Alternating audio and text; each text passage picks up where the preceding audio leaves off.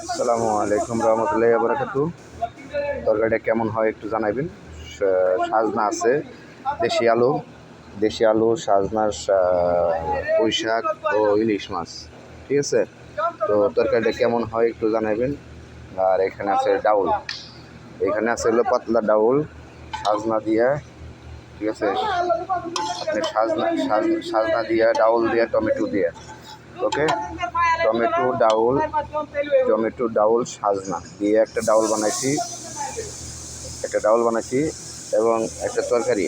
ঠিক আছে, তো যাই হোক, দুলালের পাকগুলা কেমন হয়, দেখতে কেমন লাগে একটু আপনারা সবাই কমেন্ট করে জানাবেন। ঠিক আছে, প্লিজ সবাই একটু জানাবেন পাকগুলা কেমন হয়। ঠিক আছে, সাজনা আছে, পুঁই শাক আছে, আলু আছে, টমেটো আছে, সব মিলিয়ে মাছ দিয়ে পাকাইছি। ঠিক আছে, তো আর এইখানে আছে ডাউল, পাতলা ডাউল। ঠিক আছে, তো যাই হোক, কেমন হয় আপনারা একটু প্লিজ জানাবেন।